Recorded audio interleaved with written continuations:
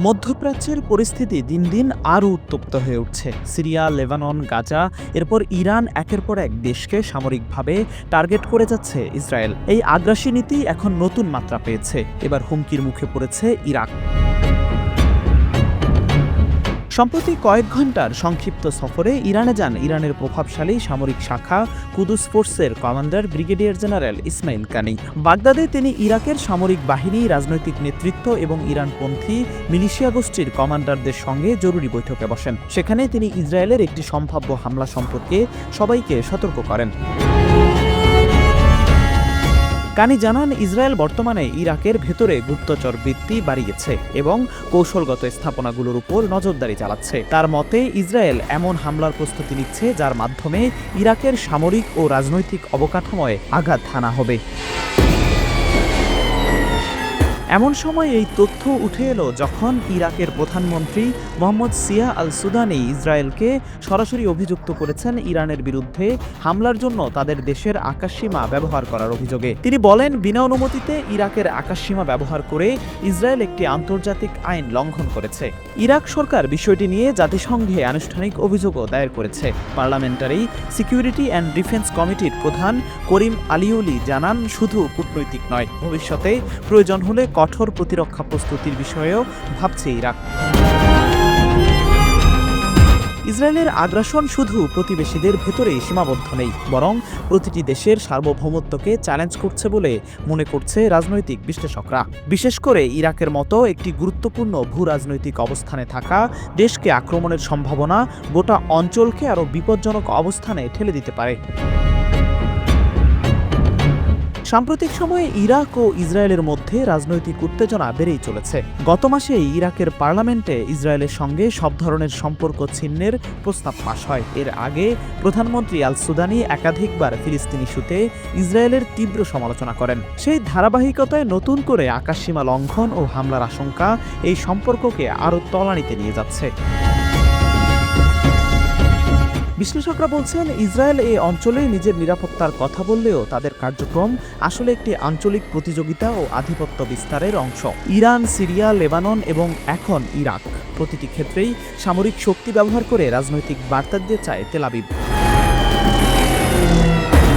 তবে ইরাকের সমস্যা এখানে আরও গভীর। দেশটির সামরিক অবকাঠামো এখনও দুর্বল। তারা রাশিয়া থেকে আকাশ প্রতিরক্ষা ব্যবস্থা কেনার উদ্যোগ নিলেও আমেরিকার রাজনৈতিক চাপের কারণে তা বাস্তবায়ন হয়নি। এর ফলে ইরাক চাইলেও ইসরায়েলের মতো প্রযুক্তিগতভাবে আধুনিক বিমান বাহিনীকে প্রতিহত করতে পারছে না। প্রধানমন্ত্রী আল সুদানি এই পরিস্থিতিকে গভীর হতাশার বলে উল্লেখ করেছেন। বিবিসি ফার্সিকে দেয়া এক সাক্ষাৎকারে তিনি বলেন, আমাদের আকাশসীমা লঙ্ঘিত হচ্ছে, অথচ আমাদের হাতে সেই ধরনের প্রতিরক্ষা প্রযুক্তি নেই যা দিয়ে আমরা প্রতিরোধ করতে পারি। এটি জাতীয় নিরাপত্তার জন্য মারাত্মক হুমকি। তিনি আরও বলেন, ইসরায়েল যদি ভেবে থাকে যে শুধু রাজনৈতিক শক্তি দিয়ে এই অঞ্চলে আধিপত্য প্রতিষ্ঠা করা যাবে, তবে তারা ভুল করছে। আমাদের জনগণ এবং রাজনৈতিক শক্তি যখন ঐক্যবদ্ধ হয়, তখন ইরাকও কঠিন জবাব দিতে জানে। অন্যদিকে ইরানও বিষয়টিকে গুরুত্ব দিয়ে দেখছে। তেহরানের মতে, ইরাকে হামলা চালানো হলে সেটি শুধু বাগদাদের নয়, তেহরানের নিরাপত্তার উপরও সরাসরি হুমকি হিসেবে দেখা হবে। ফলে মধ্যপ্রাচ্য একটি বৃহৎ সামরিক সংঘর্ষের আশঙ্কা এখন আর কল্পনা নয়, বরং বাস্তব হুমকি। জাতিসংঘে দেয়া ইরাকের অভিযোগ এখন নিরাপত্তা পরিষদে আলোচনার অপেক্ষায়। তবে আন্তর্জাতিক সম্প্রদায়ের নীরবতা নিয়েও প্রশ্ন উঠছে। কেউ কেউ বলছেন, যদি ইসরায়েল একের পর এক দেশের আকাশসীমা লঙ্ঘন করে, তাহলে সেই আক্রমণকে রুখতে একটি আন্তর্জাতিক প্রতিরোধ গড়ে তোলা জরুরি হয়ে পড়বে।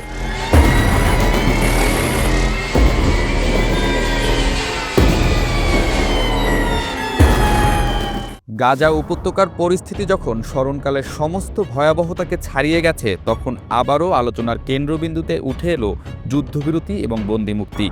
আন্তর্জাতিক চাপ, হাজারো মানুষের মৃত্যু মিছিল, সবকিছুর মাঝেও হামাস নতুন এক দাবি প্রকাশ করেছে। তারা জানিয়েছে, ইসরায়েলের হাতে থাকা সমস্ত বন্দী ফিরিয়ে দেওয়ার শর্তে একটি পূর্ণাঙ্গ যুদ্ধবিরতি চুক্তি তারা গ্রহণ করতে চেয়েছিল। তবে ইসরায়েল এই চুক্তিকে প্রত্যাখ্যান করেছে বলে হামাসের প্রকাশ্য অভিযোগ। এর ফলে গাজায় স্থায়ী শান্তি স্থাপনের আশায় আবারও অন্ধকার নেমে এসেছে।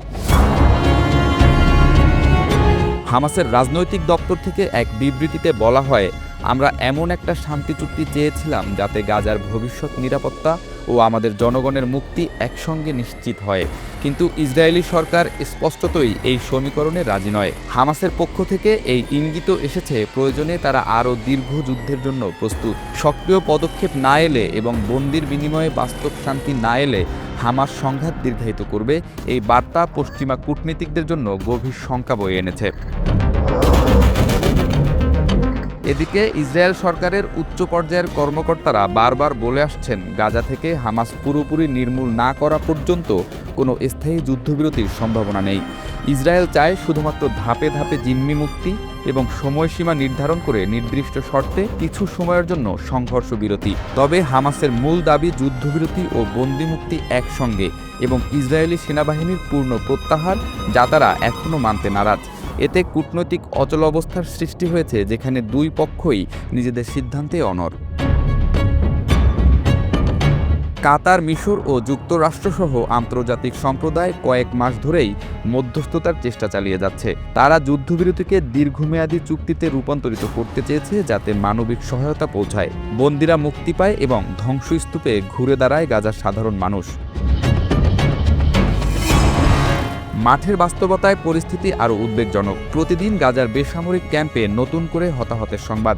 সবচেয়ে নিরাপদ অঞ্চল আল মাওয়াশি জাবালিয়ায় অধিবাসীদের ওপর বিমান বা ড্রোন হামলা চলছে। হাসপাতালগুলোতে ওষুধ, পানি ও খাদ্যের অভাব। মানবাধিকার সংগঠনগুলো বলছে, যুদ্ধ অব্যাহত থাকলে আরও বহু নারী ও শিশু অনাহারে, চিকিৎসাহীনতায় বা বোমার আঘাতে মারা পড়বে। মানুষ নিরাপদে থাকতে পারছে না। আশ্রয় পাওয়াটাই প্রতিদিন নতুন এক যুদ্ধ হয়ে দাঁড়িয়েছে।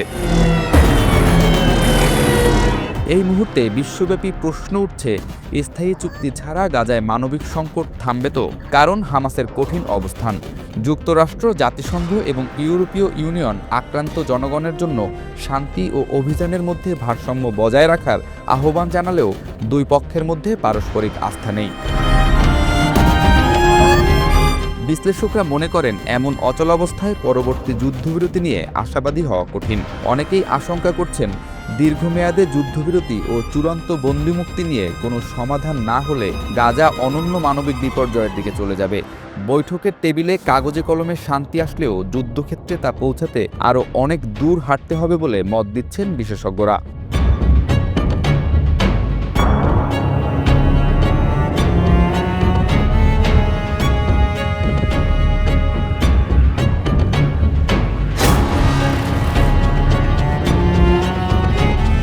রাশিয়ার বিরুদ্ধে ইতিহাসের সবচেয়ে বিস্তৃত নিষেধাজ্ঞা আরোপ করল ইউরোপীয় ইউনিয়ন। এবার 18তম নিষেধাজ্ঞামূলক প্যাকেজ অনুমোদন করল ইইউ, যেখানে সরাসরি টার্গেট করা হয়েছে রাশিয়ার জ্বালানি, ব্যাংকিং এবং সামরিক প্রযুক্তি খাতকে। ডেনিশ প্রেসিডেন্সির অধীনে ইউরোপীয় কাউন্সিল এক বিবৃতিতে জানায়, 18তম নিষেধাজ্ঞা প্যাকেজ গৃহীত হয়েছে। সামাজিক যোগাযোগ মাধ্যম এক্সে এক পোস্টে এই ঘোষণা নিশ্চিত করা হয়। এর ফলে দ্রুতই নথিগুলো ইইউ এর অফিসিয়াল জার্নালে প্রকাশিত হবে এবং নিষেধাজ্ঞাগুলো কার্যকর হবে। এবারের নিষেধাজ্ঞা প্যাকেজকে রাশিয়ার অর্থনীতির উপর একটি টার্গেটেড আঘাত বলেই মনে করছেন আন্তর্জাতিক বিশ্লেষকেরা। কারণ এই প্যাকেজে রয়েছে প্রতি ব্যারেল তেলের মূল্যসীমা $47.6 নামিয়ে আনার ঘোষণা, নর্ড স্ট্রিম পাইপলাইনের ওপর সরাসরি নিষেধাজ্ঞা এবং তেল পরিবহনকারী 105টি রাশিয়ান ট্যাঙ্কারকে কালো তালিকাভুক্ত করা। এছাড়াও রাশিয়ার ব্যাংকিং খাতের উপরও কঠোর নিয়ন্ত্রণ আরোপ করা হয়েছে। নতুন নিষেধাজ্ঞায় অন্তত 20টিরও বেশি রাশিয়ান ব্যাংকে আন্তর্জাতিক অর্থ লেনদেন ব্যবস্থাপনা সুইফট থেকে বিচ্ছিন্ন করার সিদ্ধান্ত নেওয়া হয়েছে। এই নিষেধাজ্ঞা শুধু রাশিয়াতেই সীমাবদ্ধ নয়। ইইউ বলেছে, রাশিয়াকে আর্থিক ও কারিগরি সহায়তা প্রদানকারী বেশ কয়েকটি চীনা ব্যাংকেও নিষেধাজ্ঞার আওতায় আনা হয়েছে। ইইউ এর পররাষ্ট্রনীতি প্রধান কাজা কলাশ এক টুইটে বলেন, রাশিয়াকে সাহায্য করার জন্য যারা আন্তর্জাতিক নিষেধাজ্ঞা লঙ্ঘন করছে তারা কেউই ছাড় পাবে না। চীন হোক বা অন্য কোনো দেশ, আমরা কঠোরভাবে ব্যবস্থা নেব। ইইউ সূত্রে জানা গেছে, এই নিষেধাজ্ঞার আওতায় 50 জনের বেশি ব্যক্তি ও কোম্পানিকে যুক্ত করা হয়েছে, যারা ইউক্রেন যুদ্ধ বা সামরিক সহযোগিতার সঙ্গে জড়িত বলে দাবি করা হয়েছে। এর মধ্যে রয়েছে সামরিক প্রযুক্তি রপ্তানিকারক রাশিয়ান কোম্পানি, জ্বালানি পরিবেশক এবং আধা সামরিক গোষ্ঠীর সঙ্গে সংশ্লিষ্ট ব্যবসা প্রতিষ্ঠান। এই নিষেধাজ্ঞার প্যাকেজকে বিস্তৃত কিন্তু কৌশলগত বলে উল্লেখ করেছেন ব্রাসেলসে অবস্থানরত কূটনীতিকেরা। তাদের মতে প্যাকেজটি দ্রুত কার্যকর হলে রাশিয়ার অর্থনৈতিক কাঠামোয় এক গভীর ধাক্কা লাগবে। তবে রাশিয়ার পক্ষ থেকে এখনও আনুষ্ঠানিক কোনো প্রতিক্রিয়া জানানো হয়নি। দেশটির পররাষ্ট্র মন্ত্রণালয় জানিয়েছে, ইউরোপীয় নিষেধাজ্ঞা চূড়ান্ত রাজনৈতিক বিভাজনের উদাহরণ এবং এটি শুধু ইউরোপের অর্থনীতিকেই দুর্বল করবে। বিশ্লেষকদের মতে ইইউ ও রাশিয়ার সম্পর্ক এখন এমন এক সংকটময় পর্যায়ে পৌঁছেছে যেখান থেকে ফেরার পথ কঠিন হয়ে দাঁড়িয়েছে। ইউক্রেন যুদ্ধের পাশাপাশি জ্বালানি সংকট, ব্যাংকিং নিষেধাজ্ঞা এবং ভূরাজনৈতিক দ্বন্দ্ব সব মিলিয়ে নতুন এক ঠান্ডা যুদ্ধের আশঙ্কাই এখন সবচেয়ে বড় বাস্তবতা।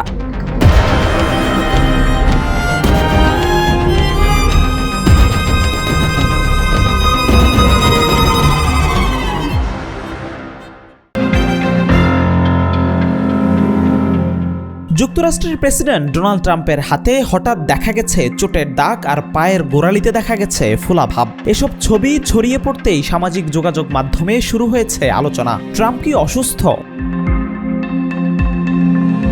তবে দ্রুত এসব গুঞ্জনের জবাব দিয়েছে হোয়াইট হাউস। বৃহস্পতিবারের নিয়মিত প্রেস ব্রিফিংয়ে প্রেসিডেন্টের স্বাস্থ্য পরিস্থিতি নিয়ে বিস্তারিত ব্যাখ্যা দিয়েছেন হোয়াইট হাউসের মুখপাত্র ক্যারোলাইন লেভিট।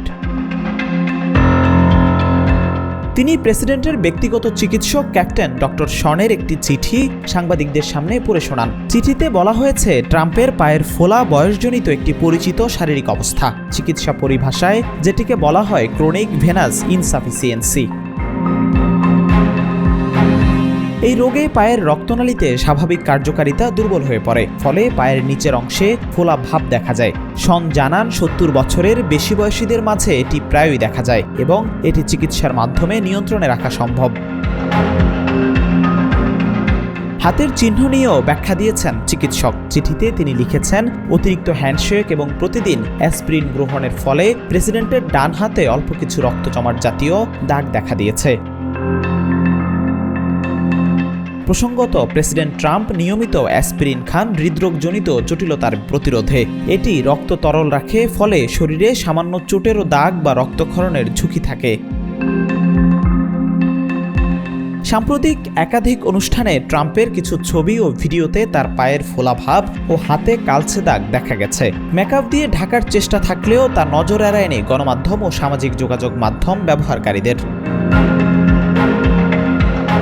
ছবিগুলো ছড়িয়ে পড়ার পর প্রেসিডেন্টের শারীরিক সক্ষমতা নিয়ে নানা প্রশ্ন উঠতে শুরু করে। ৭৯ বছর বয়সী ট্রাম্প কি সত্যি নির্বাচনের আগে সুস্থ থাকবেন? এসব প্রশ্নে উত্তাল হয়ে ওঠে একাধিক টিভি চ্যানেল ও টকশো। তবে হোয়াইট হাউস জানায়, এ নিয়ে ইতিমধ্যেই প্রয়োজনীয় মেডিকেল চেকআপ সম্পন্ন হয়েছে।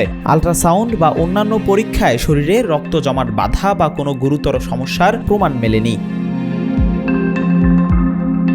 চিকিৎসক শনের ভাষ্যমতে, প্রেসিডেন্টের হৃদযন্ত্র, কিডনি, ফুসফুস ও অন্যান্য অঙ্গপ্রত্যঙ্গ সুস্থ আছে, তার মধ্যে কোনো দীর্ঘমেয়াদী রোগের লক্ষণ নেই। এমনকি চিঠির শেষাংশে চিকিৎসক স্পষ্ট করে লিখেছেন, প্রেসিডেন্টের স্বাস্থ্য এখনও চমৎকার, কোনো চিকিৎসা সংক্রান্ত উদ্বেগের প্রয়োজন নেই। বিশ্লেষকরা বলছেন, 2025 সালের নির্বাচনের আগে ট্রাম্পের স্বাস্থ্যই হতে পারে মূল ইস্যুগুলোর একটি। ফলে হোয়াইট হাউস এমন বিস্তারিত স্বাস্থ্য প্রতিবেদন দিয়ে মূলত জনগণের আস্থা ধরে রাখতে চাইছে। তবে ডেমোক্র্যাটিক শিবিরের অনেকে দাবি করছেন, ট্রাম্পের স্বাস্থ্য পরিস্থিতি একেবারেই স্বাভাবিক। এই দাবি পুরোপুরি গ্রহণযোগ্য নয়। তারা প্রেসিডেন্টের পূর্ণ মেডিকেল রিপোর্ট প্রকাশের দাবি জানিয়েছে।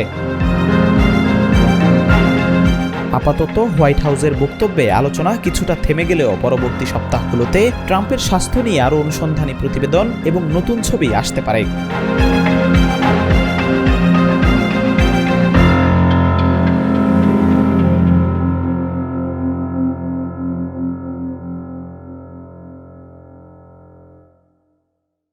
বিশ্বের সবচেয়ে ধনী দেশ মানে কি যুক্তরাষ্ট্র বা যুক্তরাজ্য? দীর্ঘদিন ধরে অনেকেই এই ধারণায় অভ্যস্ত, কিন্তু সাম্প্রতিক এক গবেষণা বলছে, প্রকৃত ধন সম্পদের বিচারে এসব দেশ তালিকার শীর্ষ 5-এর মধ্যেও নেই। প্রভাবশালী আন্তর্জাতিক সাময়িকী দ্য ইকোনমিস্ট মাথাপিছু জিডিপি, ক্রয় ক্ষমতার সমতা এবং আয় ও কর্মঘণ্টার অনুপাত অনুযায়ী বিশ্বে 178টি দেশের তালিকা তৈরি করেছে। এই 3টি সূচক বিচার করে দেখা গেছে প্রকৃত অর্থে সবচেয়ে ধনী দেশ হচ্ছে সুইজারল্যান্ড। $1 লাখ বেশি মাথাপিছু আয় নিয়ে তালিকার শীর্ষে রয়েছে দেশটি। তবে জীবনযাত্রার খরচ এখানে এতটাই বেশি যে প্রকৃত সুবিধার বিচারে অন্যান্য দেশ এগিয়ে। তালিকায় দ্বিতীয় অবস্থানে সিঙ্গাপুর, যেখানে মাথাপিছু আয় $90,700। আর তৃতীয় স্থানে রয়েছে নরওয়ে, যেখানে মানুষ কম সময়ে কাজ করেও বেশি আয় করে এবং পর্যাপ্ত অবসর সময় উপভোগ করতে পারে। এরপর যথাক্রমে রয়েছে কাতার, ডেনমার্ক, আমেরিকা, লুক্সেমবার্গ, সংযুক্ত আরব আমিরাত, আয়ারল্যান্ড এবং সান মারিনো।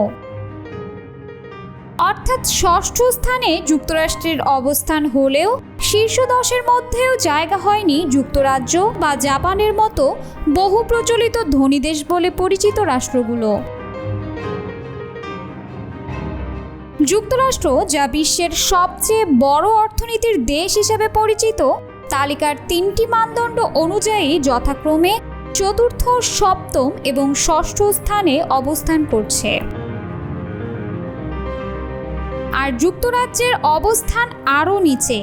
3টি মানদণ্ডে তারা রয়েছে যথাক্রমে 19তম, 27তম ও 25তম স্থানে। বিশেষজ্ঞরা বলছেন, মাথাপিছু আয় দিয়ে সব সময় সত্যিকার ধনী দেশের পরিচয় মেলে না। একটি দেশের মানুষের কতটা সময় কাজ করতে হয়, কতটা অবসর তারা উপভোগ করে এবং স্থানীয় জিনিসপত্রের দাম কেমন, এই সব কিছুই জীবনের গুণমান নির্ধারণে গুরুত্বপূর্ণ ভূমিকা রাখে। এই গবেষণায় আরও উঠে এসেছে একটি চাঞ্চল্যকর তথ্য। অনেক দেশে কম সংখ্যক নারী কর্মক্ষেত্রে যুক্ত থাকায় গড় আয়ের চিত্র বিভ্রান্তিকর হয়ে ওঠে। যেমন সৌদি আরব বা তুরস্কে কর্মঘণ্টায়ও আয় বেশি দেখায়, কারণ এর উপার্জন খুব অল্প মানুষের মধ্যে সীমিত থাকে। এছাড়া যেখানে বেশি মানুষ অবসরে বা কর্মক্ষমতার বাইরে রয়েছে, যেমন ইতালি বা নাইজেরিয়া, সেখানে কর্মক্ষম মানুষের ওপর চাপও বেশি পড়ে, ফলে প্রকৃত অর্থনৈতিক অবস্থান ভিন্ন হয়। তালিকায় সবচেয়ে উল্লেখযোগ্য অগ্রগতি অর্জন করেছে গায়ানা। নতুন আবিষ্কৃত তেলের খনি এবং রপ্তানির কারণে দেশটি মাত্র 1 বছরে 17 ধাপ উপরে উঠে এসেছে। তবে সবচেয়ে নিচে রয়েছে বুরুন্ডি, যেখানে গড় আয়ের পরিমাণ সুইজারল্যান্ডের মাত্র 0.15%। মানে একজন সুইস নাগরিকের যা আয় তা 100 জন বুরুন্ডিয়ানদের মধ্যে ভাগ করতে হয়। বিশ্লেষকরা বলছেন, এ তালিকা আমাদের চোখে আঙ্গুল দিয়ে দেখায় কে ধনী আর কে নয়। তা শুধু অর্থের অঙ্কে বোঝা যায় না, বরং আয়, ব্যয়, জীবনযাত্রা এবং সময়ের মূল্য, এই সব কিছু মিলে তবেই নির্ধারিত হয় প্রকৃত ধনী দেশের মান। বিশ্বায়নের এই যুগে শুধুমাত্র বড় অর্থনীতি বা প্রযুক্তি খাতের আধিপত্যই নয়, বরং নাগরিকদের জীবনমান এবং সময়ের ব্যবহার তাই হয়ে উঠেছে ধন সম্পদের নতুন সংজ্ঞা। আবারও আলোচনায় মার্কিন প্রেসিডেন্ট ডোনাল্ড ট্রাম্প। তবে এবারের কারণ ভিন্ন। মানহানির অভিযোগে আমেরিকান পত্রিকা ওয়াল স্ট্রিট জার্নাল ও মালিক রুপার্ট মার্ডকের বিরুদ্ধে $10 বিলিয়ন একটি মামলা করেন তিনি। মার্কিন ইতিহাসে এখন পর্যন্ত সবচেয়ে বড় মানহানির ক্ষতিপূরণের চেয়েও এই অঙ্ক বহুগুণ বেশি। মায়ামির ফেডারেল আদালতে দায়ের করা মামলার মূল অভিযোগ, ওয়াল স্ট্রিট জার্নালের একটি প্রতিবেদনে ট্রাম্পের বিরুদ্ধে এক ভিত্তিহীন, অপমানজনক এবং রাজনৈতিক উদ্দেশ্য প্রণোদিত তথ্য দাবি করা হয়েছে। তাতেই এই বড় সংখ্যক মুদ্রার মানহানির মামলা করেছেন তিনি। এখন প্রশ্ন হলো, কি বলা হয়েছিল ওয়াল স্ট্রিট জার্নালের ওই প্রতিবেদনে? সম্প্রতি ওয়াল স্ট্রিট জার্নাল ট্রাম্পের সঙ্গে কুখ্যাত নারী নিপীড়নকারী মার্কিন ধনকুবের জেফ্রি এপস্টেইনের বন্ধুত্ব নিয়ে বিস্ফোরক এক প্রতিবেদন প্রকাশ করেছে। প্রতিবেদনটিতে বলা হয় 2003 সালে তখনকার আবাসন ব্যবসায়ী ট্রাম্প কুখ্যাত জেফ্রি এপস্টেইনকে তার জন্মদিনে একটি আপত্তিকর চিঠি পাঠিয়েছিলেন। চিঠিতে একজন নগ্ন নারীর অবয়ব আঁকা ছিল। চামড়া বাঁধাই সেই চিঠির শেষে লেখা ছিল, শুভ জন্মদিন, প্রত্যেক দিন হোক একটি নতুন গোপন রহস্য। এতে ডোনাল্ড নামের স্বাক্ষরও ছিল বলে দাবি করেছে প্রতিবেদনটি। এই তথ্যের সত্যতা নিয়ে শুরু হয়েছে বিতর্ক। ট্রাম্পের দাবি বিষয়টি সম্পূর্ণ মিথ্যা এবং তার ভাবমূর্তি নষ্ট করার জন্য ইচ্ছাকৃতভাবে ছড়ানো হচ্ছে। তিনি বলেছেন, এই রিপোর্ট তার সামাজিক ও আর্থিক সুনামকে ভয়াবহভাবে ক্ষতিগ্রস্ত করেছে। মামলায় ট্রাম্প অভিযোগ করেন, প্রতিবেদনটি প্রমাণহীন এবং উদ্দেশ্যপ্রণোদিত। এতে আসামিপক্ষ ওই চিঠির কোনো কপি দেখেছে কিনা বা পেয়েছে কিনা, নাকি তাদের কেউ সেটি বর্ণনা করেছে, এমন কিছু বলা হয়নি, যা এই প্রতিবেদনকে বিশ্বাসযোগ্য করে তুলবে। সামাজিক মাধ্যম ট্রুথ সোশ্যালে ট্রাম্প লেখেন, এই মিথ্যা, মানহানিকর ও উদ্দেশ্যপ্রণোদিত ভুয়া সংবাদ প্রচার করায় আমরা একটি শক্তিশালী মামলা দায়ের করেছি। রুপার্ট মার্ডক ও সংশ্লিষ্টদের এর জবানবন্দি ও সাক্ষ্যের জন্য প্রস্তুত থাকতে হবে। ওয়াল স্ট্রিট জার্নালের মূল প্রতিষ্ঠান এবং নিউজ কর্পের একটি অঙ্গ সংস্থা ডাও জোন্স এর পক্ষ থেকে আত্মবিশ্বাসের সাথে বলা হয়, তাদের প্রতিবেদন পুরোপুরি নির্ভুল। শক্তভাবেই তারা এই আইনি লড়াই চালিয়ে যাবে। এই মামলায় জয়লাভের জন্য ট্রাম্পকে প্রমাণ করতে হবে যে প্রতিবেদকরা ইচ্ছাকৃতভাবে মিথ্যা তথ্য দিয়েছে কিংবা তথ্যের সত্যতা যাচাইয়ে চরম অবহেলা করেছে তারা। ট্রাম্প সহ দেশ বিদেশে বহু ধনকুবের ও প্রভাবশালী ব্যক্তিদের বন্ধু ছিলেন জেফ্রি এপস্টেইন। তার বিরুদ্ধে নিউ ইয়র্ক ও ফ্লোরিডায় নিজ বাড়িতে অনেক কন্যা, শিশু ও কিশোরীদের যৌন নিপীড়ন ও পাচারের অভিযোগে মামলা হয়েছিল। বিচারের অপেক্ষায় থাকা অবস্থায় 2019 সালে নিউ ইয়র্কের একটি কারাকক্ষ থেকে এপস্টেইনের ঝুলন্ত লাশ উদ্ধার করা হয়। তিনি আত্মহত্যা করেছেন নাকি খুন হয়েছেন তা নিয়ে সে সময় ব্যাপক বিতর্ক হয়েছিল। যুক্তরাষ্ট্রের বিচার মন্ত্রণালয় সম্প্রতি জানায়, এপস্টেইনের মৃত্যু নিয়ে চলমান ষড়যন্ত্র তত্ত্বের কোনো প্রমাণ তারা পায়নি। তবে ট্রাম্প প্রশাসন এপস্টেইনের নথিপত্র প্রকাশের যে প্রতিশ্রুতি দিয়েছিল তা থেকে এখন সরে আসায় ক্ষুব্ধ হয়ে পড়েছেন অনেকে।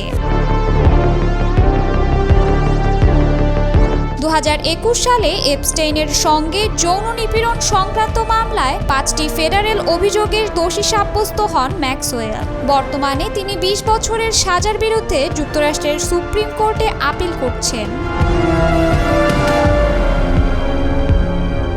এই মামলাগুলোর সঙ্গে যুক্ত নতুন নথিপত্র প্রকাশ নিয়ে উত্তেজনা থাকলেও প্রশ্ন উঠেছে, ট্রাম্পের দাবি করা $10 বিলিয়ন মামলার ভবিষ্যৎ কতটা বাস্তবসম্মত। বিশেষজ্ঞদের মতে, এত বড় অঙ্কের ক্ষতিপূরণ যুক্তরাষ্ট্রে এখনো পর্যন্ত কোনো মানহানি মামলায় দেওয়া হয়নি। তবে এটি ট্রাম্পের আইনি ও রাজনৈতিক কৌশলের অংশ হিসেবেই দেখছেন অনেক বিশ্লেষক।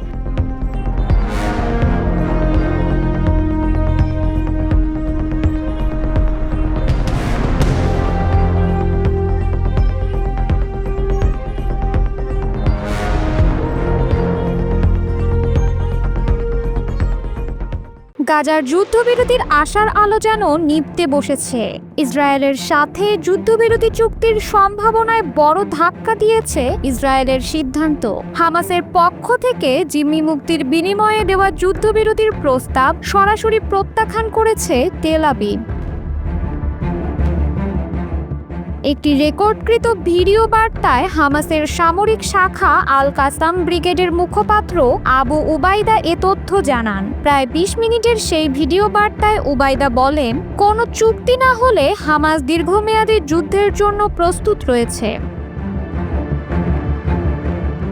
হামাসের দাবি, তারা একটি পূর্ণাঙ্গ প্রস্তাব দিয়েছিল ইসরায়েলের কাছে। এতে সব জিম্মির মুক্তি, গাজা থেকে ইসরায়েলি বাহিনীর সম্পূর্ণ প্রত্যাহার এবং মানবিক সহায়তা নিশ্চিতের কথা বলা হয়। কিন্তু ইসরায়েলের প্রধানমন্ত্রী বেনিয়ামিন নেতানিয়াহু এবং তার কট্টর ডানপন্থী জোট সেই প্রস্তাব প্রত্যাখ্যান করে।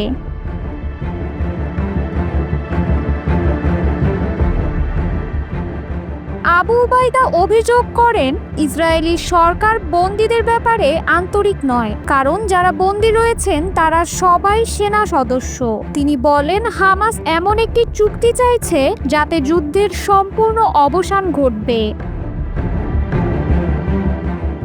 বর্তমানে কাতারে চলমান আলোচনাকে ঘিরে যে সাময়িক আশাবাদ তৈরি হয়েছিল তাও এখন অনিশ্চয়তায়। হামাস বলছে, যদি ইসরায়েল আবারও আলোচনার টেবিল থেকে সরে দাঁড়ায় তাহলে ভবিষ্যতে আর কোনো আংশিক চুক্তির সুযোগ থাকবে না।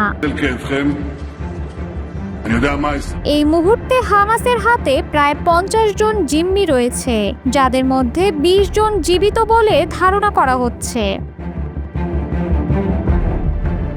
এদিকে যুক্তরাষ্ট্রের প্রেসিডেন্ট ডোনাল্ড ট্রাম্প দাবি করেছেন, গাজা থেকে খুব শিগগির আরও 10 জন বন্দী মুক্তি পেতে যাচ্ছেন। হোয়াইট হাউসে এক নৈশভোজ অনুষ্ঠানে ট্রাম্প বলেন, আমরা বেশিরভাগ বন্দীকে ফিরিয়ে এনেছি, আরও 10 জন খুব তাড়াতাড়ি ফিরবেন।